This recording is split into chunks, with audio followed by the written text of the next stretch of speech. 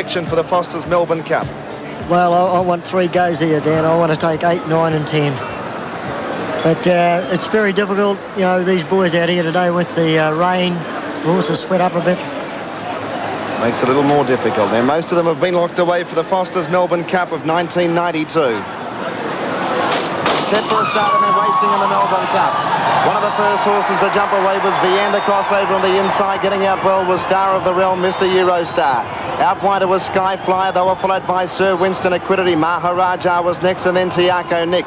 Sub-Zero's out wide and then came Ali Boy, Brave Expectations. Skyflyer's the widest runner now and they were followed by Dr. Grace. Cavalieri getting well back in the field with Castletown. Running down the straight the first time, 2,800 metres to go, and Sir Winston, one of the bolters, takes over. He leads now from Ali Boy and Donegal Miss going through. Skyflyer wide. Better Loosen Up's up running in about 5th placing. Equidity goes up in between horses, followed by Dr. Grace out wider. Tiako Nick was next, and then Heroicity over on the fence, about 8th from Star of the Realm and London Bridge. Veander cross midfield, the inside of Subzero, followed by Superimposed, Big Baron on the rails. Then Brave Expectations, Maharaja, Cavalieri next, Valdiano 3 deep. Castletown second last on the inside and Mr. Eurostar at the rear. About 15 lengths would cover up the cup field as they go out of the straight. 2,200 metres to travel and Sir Winston in front for Paddy Payne by 2.5 lengths and the pace is fair. Skyflyer's second, Equidity getting the run of the race third. Dr. Grace is 3 wide and 4th. In the centre, Ali Boy, Better Loosen Up is well positioned, 6th on the inside, a length to Donegal Mist. Followed by Heroicity and Star of the Realm. Tiako Nick's out 3 deep and London Bridge in the centre. Followed by Veandercross on the inside of Subzero, the 2 favourites together, then Big Baron a length behind them. Superimposed the outside, then Brave Expectations. Valdiano going forward 3 deep.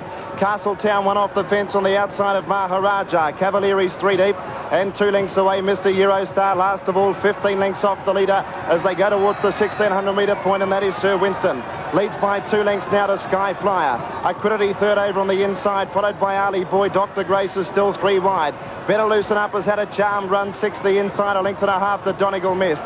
They were followed by Star of the Realm over on the inside of Heroicity. A length further back to London Bridge, getting off the fence now, followed by Veandercross.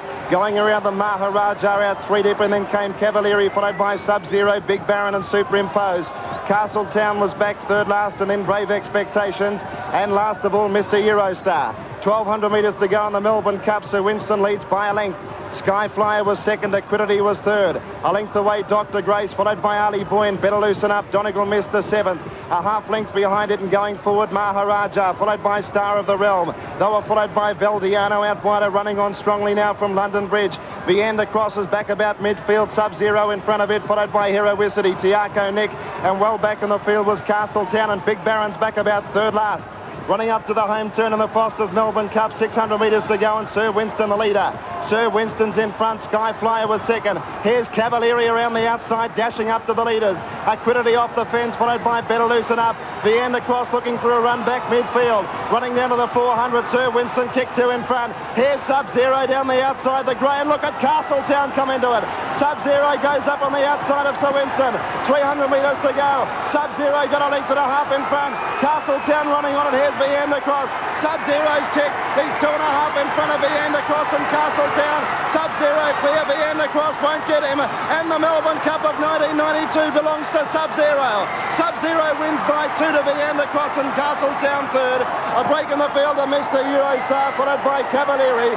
Next in Star of the Realm and Big Baron, Sir Winston, London Bridge. Valdiano, Ali Boy, well back, Equidity, Better Loosen Up. They were followed in by Tiako Nick, Superimposed, Donegal Miss, Skyflyer, Brave Expectations, Dr. Grace, and back at the tail of the field was Maharaja, and last of all was Heroicity.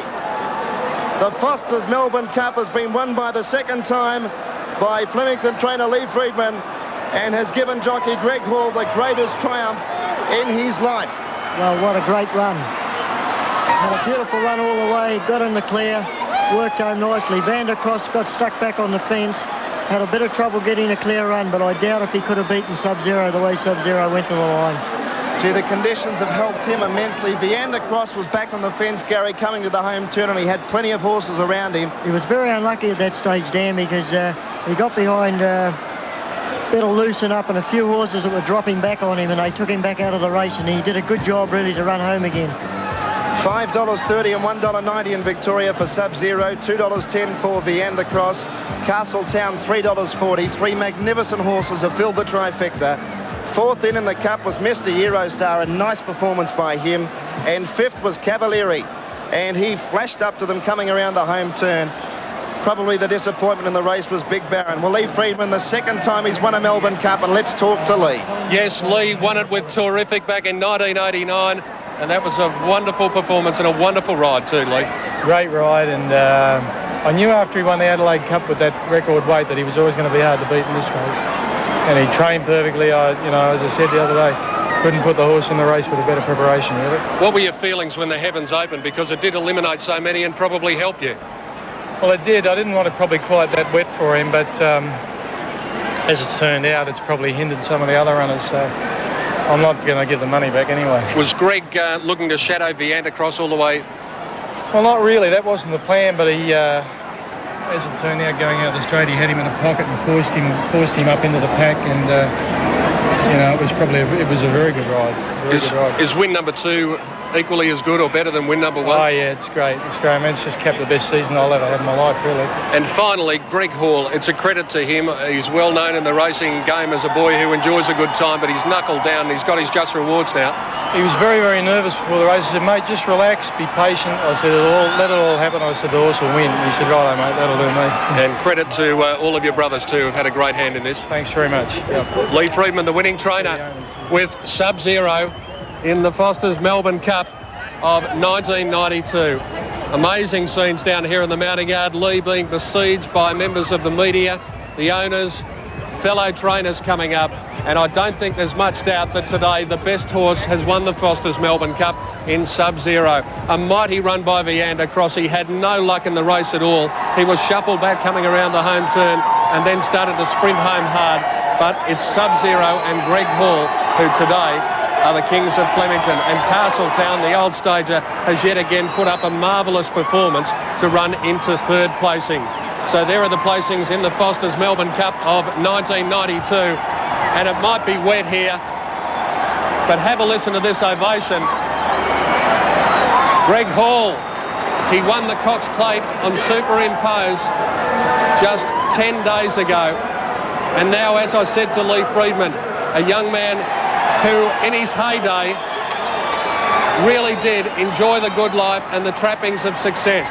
To his credit, Greg Hall has knuckled down, decided that being a full-time jockey is going to be his profession and one that he's going to take very, very seriously. Over the last couple of weeks, he has reaped the rewards on Superimpose in the WS Cox Plate, and now he's gone even one better in the biggest of them all, the Foster's Melbourne Cup here at Flemington. This gallant grey, the winner of the Adelaide Cup earlier this year, and this is the greatest moment in any jockey's life. Doesn't it show on the face of Gregory Hall as he leads in Shane Dye on Veandercross, the gallant New Zealander. There will be hard luck stories for him. Another Kiwi in third placing, and that was Castletown. Officially fourth in the Melbourne Cup was number 18, Mr. Eurostar, and officially fifth, Cavalieri, the horse that they said couldn't handle the wet, and yet he loomed up at the 400-metre mark and maybe looked the winner. The time is 3:24.7. 3:24.7, 8.4 seconds outside the record. And now, Greg comes back to the most coveted place in Australian racing, the winner's circle at Flemington on the first Tuesday in November. What a feeling for him.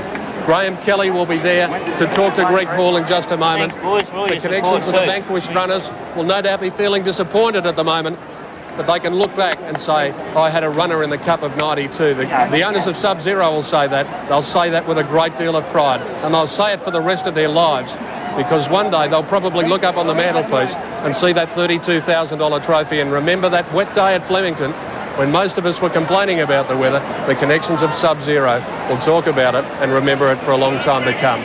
Greg Hall going into the scales with Chairman of Stewards, Mr. Pat Lawler, and all he has to do is step on the scales and get the weight of 54.5 kilos.